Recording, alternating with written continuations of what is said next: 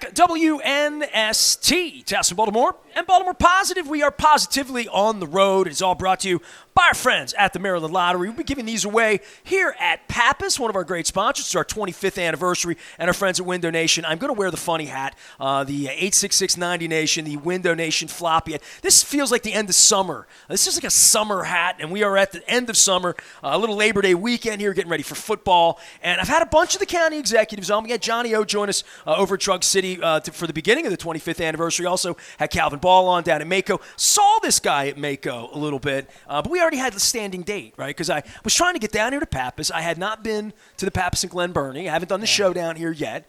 And I said, I'm going to target that, try to have you here and be a part of this. And today's our day. How are you, Stueart Pittman? I'm glad you got me here. Here we are at the bar having a good time. And I don't know why you get to wear the hat and not me, but we'll negotiate. Well, I will let you wear the fun hat if you want. I am going to give you one of the lottery tickets as part of all this. Oh, really? Absolutely. I mean, state employees, we had everybody together. The Mako thing, when Don Moeller and I got together to kind of start the podcast a couple years ago, it was before COVID, and he's like, yeah, you got to get down to Mako, you got to get down to Mako. So I went down to Mako a 3 years ago, and I go with Bill Cole and his little mafia, and we run around parties and all that stuff, and I ran into you a couple different times.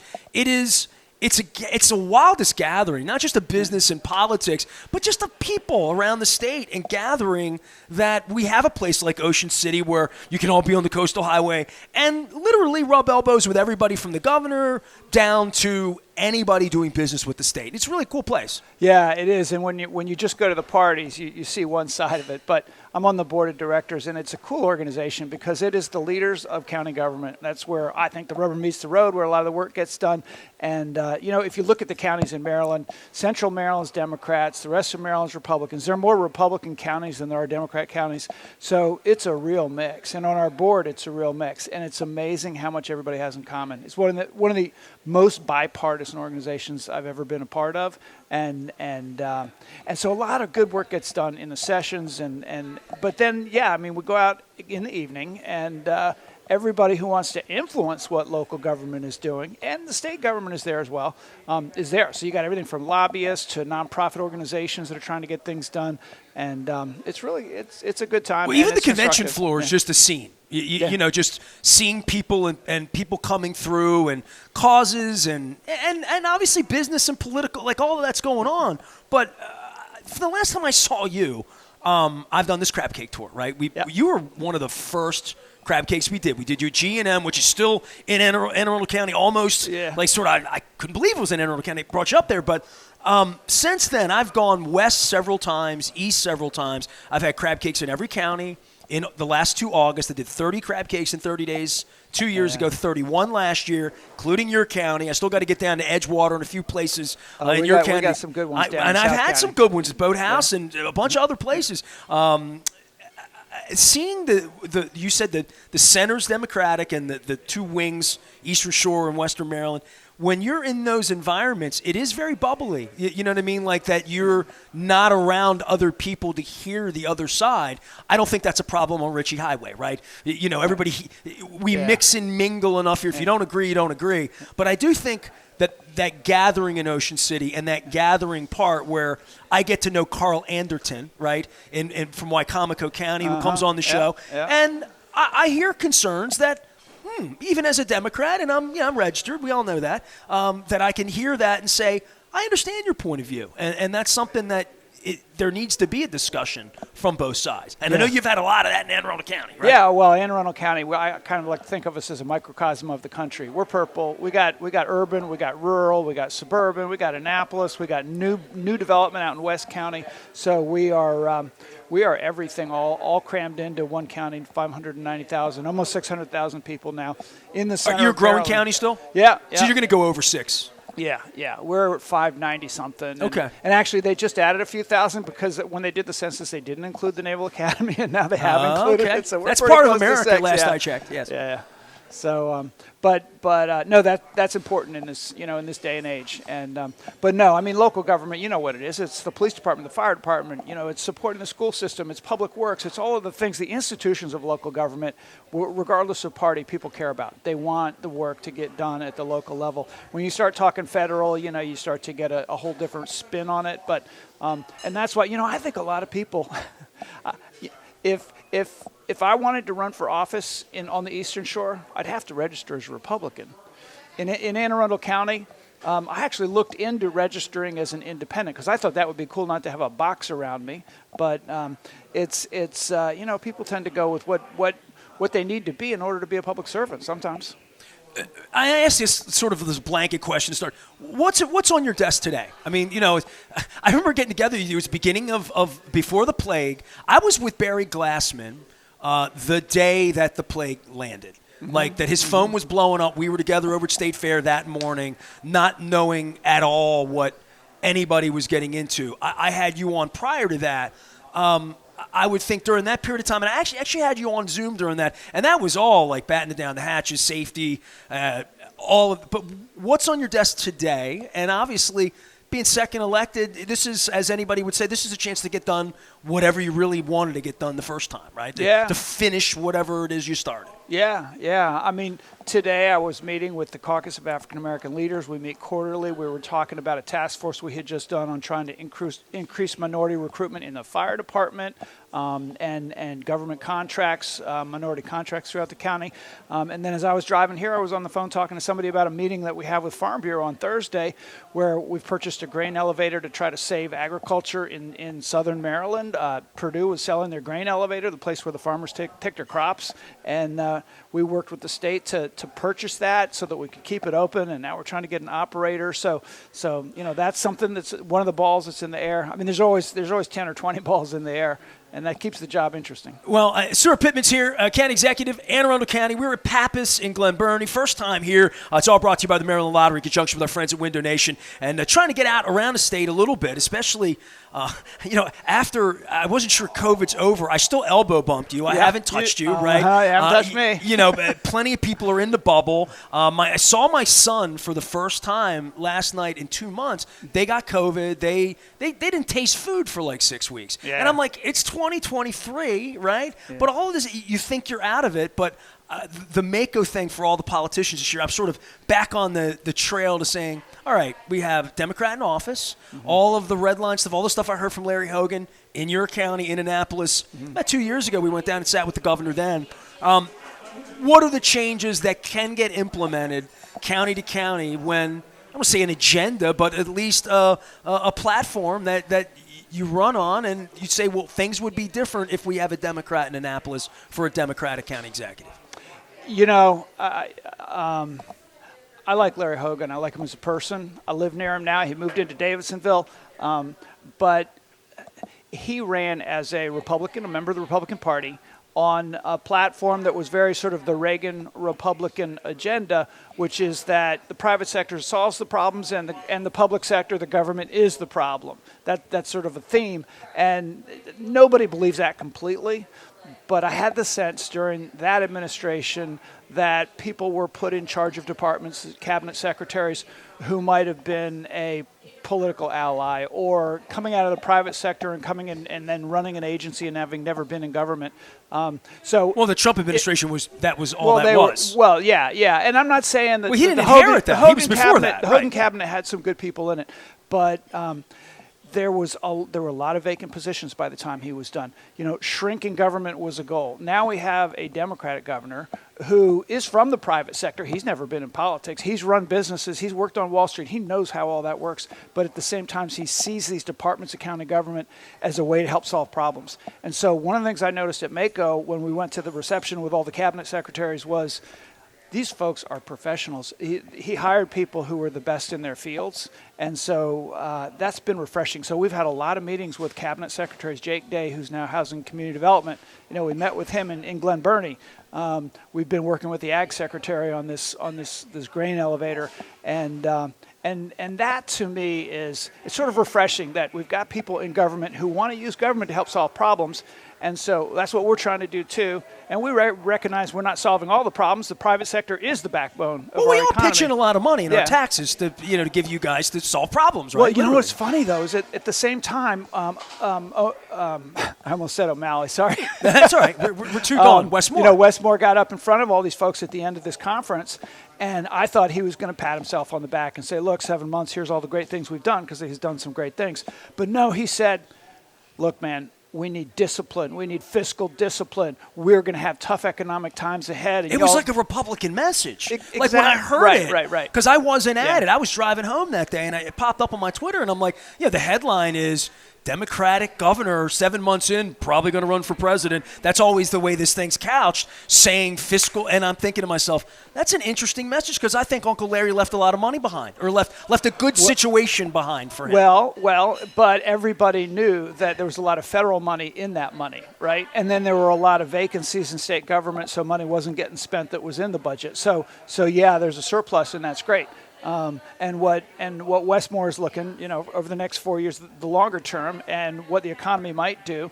And he's saying fiscal discipline. And anybody with any brains is going to say fiscal discipline. You should have. I mean, I always brag about fiscal discipline. We got a AAA bond rating from all three agencies. A historic thing, a first-time thing for. I know you talked about that last time. And how important that is. I say it was fiscal discipline. It was because we were very disciplined about how we do our budget. So, It's different, but it also shows that the political lines are blurred. You can't put either Larry Hogan or Westmore in a box and say you're red, you're blue, and that's a good thing. Well, and I think it speaks to the purple nature of getting elected here, right? I mean, you went through that in your county. You had one of the more contested elections. That when you're in purple, a lot of it is about the basic lines of integrity. Has that person had any experience doing this? And then being an incumbent in the middle of a plague was not comfortable for anyone. Because you closed businesses, you angered people. All of you did, right? Yeah, and I don't think of it as being purple means you have to compromise. I fight like hell for everything I believe in. Well, the plague wasn't blue or red. I mean, the plague was, but I guess in some red quarters it wasn't a thing.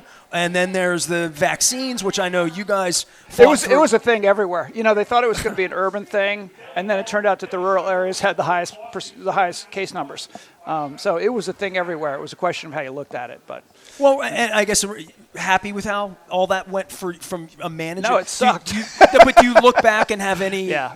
Well, of course it sucked. It sucked for everybody. A lot of hard decisions that we knew, no matter what we did, people were going to die, businesses were going to be hurt. It was a pandemic, and let's just hope it never gets that bad again. Well, you're not thinking about electability at that point. You're thinking about doing the right thing. Yeah, absolutely. I mean, doing the right thing, it doesn't lead to electability when you're closing businesses for. No, there's no good. That is a purple issue. There's no good political path there. Absolutely. For you, back to Mako a minute, just like ground that gets covered down there, and back to that moment where Westmore speaks about fiscal. Were you a little shocked by it, or by the media's treatment of it, or how the message is received by people to say, are we shrinking up in Maryland all of a sudden? Because that wasn't a good message either. Well, I was a little bit surprised as it started to come out during the speech, and but I was also glad because it's easy to come into office and promise a whole bunch of stuff and raise everybody's expectations. And this is not the first time he's talked about fiscal discipline either. It may be one of the times that more people listen because he really, really stressed it. But I was really pleased, and I thought, okay, this guy's playing the long game. He's not looking for tomorrow's success. He's not looking for a headline. He is setting us up. He's lowering our expectations so that he can deliver at a high level, I hope. Well, when's the first time you met him? Because I met him, I don't know, 7 years ago. He came out to the show. He was not running for office when I met. I mean, there was no. I went back and watched it to say, well, he was robbing. I think Don and I thought he was going to run for mayor. Some people wanted him to. Literally, we thought, well, he'll sit on our show and he'll talk about living in Baltimore and being in Baltimore. And I had Odette on, and he lives in her district, and I'm impressed by him more every day, but you're a sitting politician. He wasn't even thinking about being a politician when you're a guy that wasn't necessarily going to get into this line of work either. Oh, no. I always thought running for office was selling out. Oh, okay. Because I was an advocate from the outside, a community organizer. No, it was most of my life. And my wife always said she'd divorce me if I ran for office. That did change. She decided that it was okay. She didn't divorce me. But, what was that moment it was that never changed my that? intention. What changed that? Donald Trump getting elected made me feel like, hey, look, I thought that could send the country in a scary direction. That was my view of it. You were right about that. But I also thought, okay, here's a guy who comes from the outside. He didn't have any political experience, but and then I knew that my own story, my own personal story. I spent a decade as a community organizer in Chicago and Iowa, and then came back home here to Anne Arundel County, and then I got involved with Farm Bureau and with environmental issues a little bit. And I was always politically engaged in my mind, but I was running the farm. I was a farmer, and I was training horses for a living for 25 years. So I met you.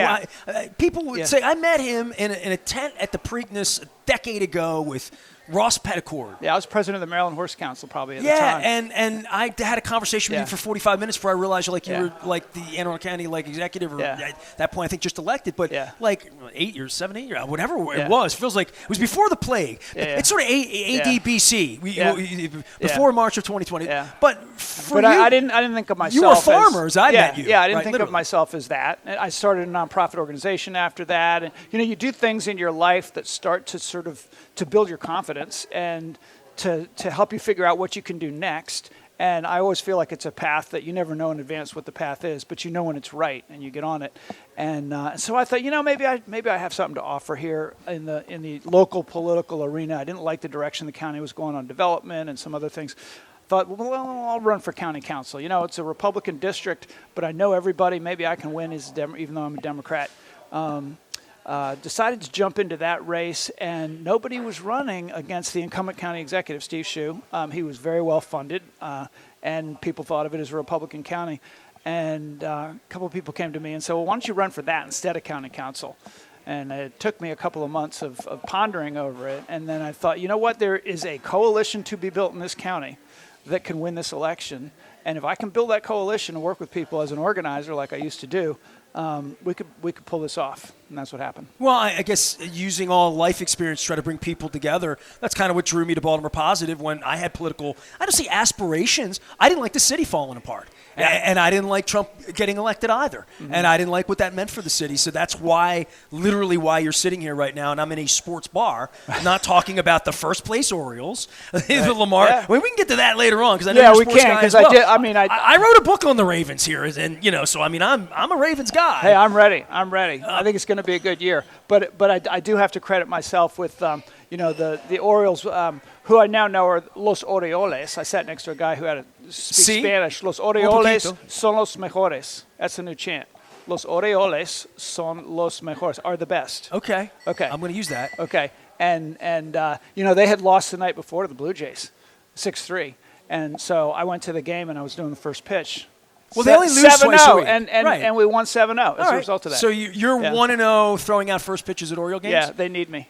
Yeah. Well, they might need you after Batista went down as well. County Executive Stueart Pittman out here. It's all brought to you by our friends at Window Nation. He has threatened to wear the hat, 866-90-NATION. Labor Day weekend, it's 10% off more. I got to do this for Leonard Raskin, because Pappas Restaurant, we're here in Glen Burnie. It's his favorite crab cake. He's up in the Cockeysville location. We now have a Bel Air location. We have the original Parkville location. But he gave me this crab mallet last year, and it's a really special crab mallet, the Raskin, because it has the beer bottle opener on the side of it. Oh, yeah. I have not christened this over Costas, but I shall at some point. Also, we're going to be at Fadley's on the 15th with Coppin State President Dr. Anthony Jenkins, as well as new Hoops head coach Larry Stewart, who is no stranger to this program from back when he played for Fang. So good things going on at Coppin. We'll be doing that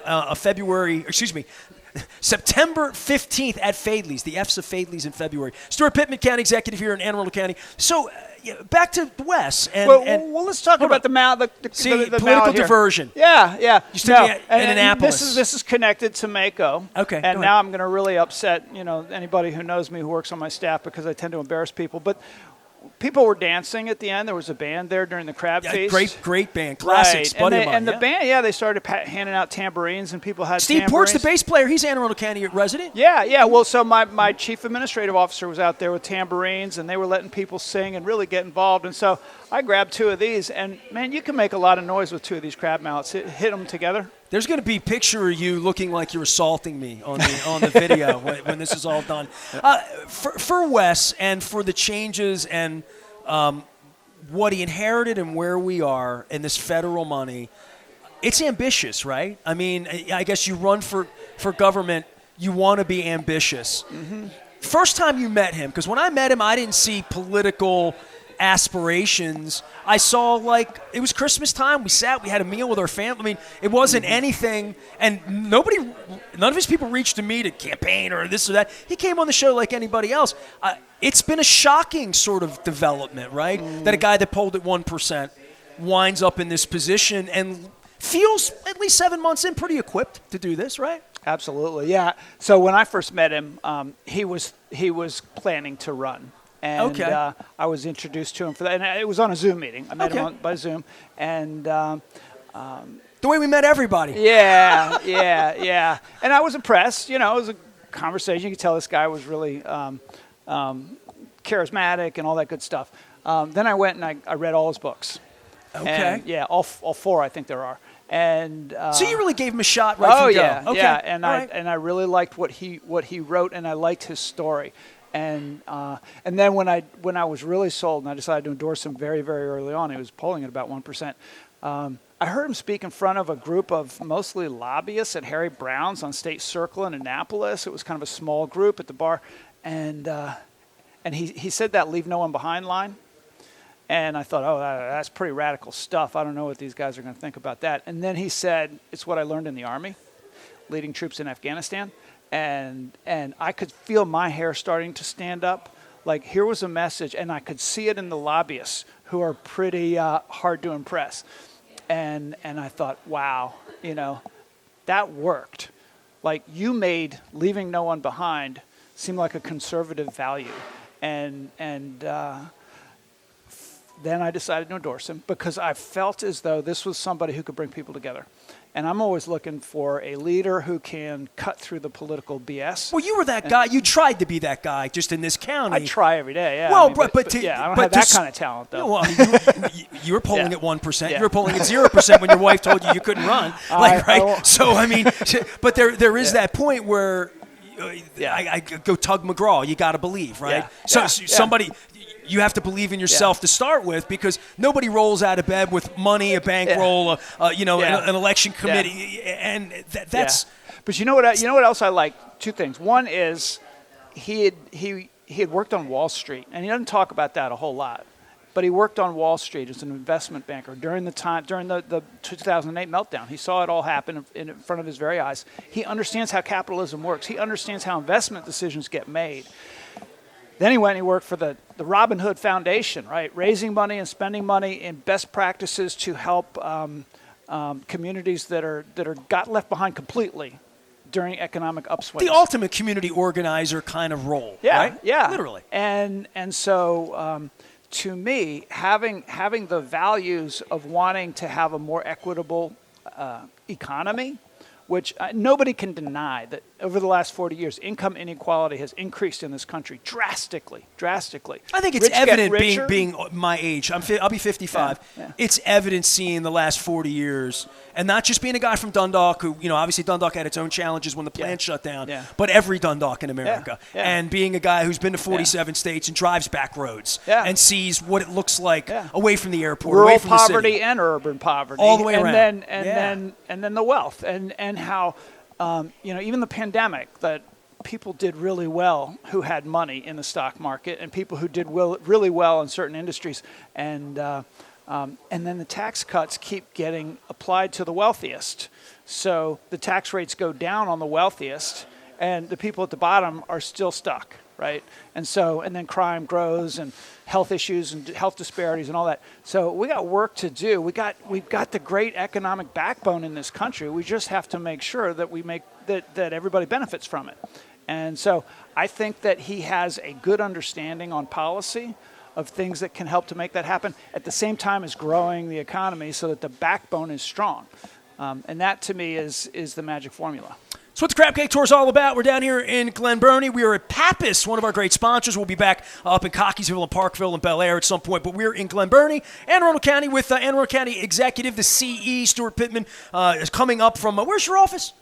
Down in Annapolis. All right. Yeah, I thought it was, because you came up to G&M last time, but you spend most of the time down on the south end of this. I live at the southern end. We're up at the north right now. We're a long, skinny county.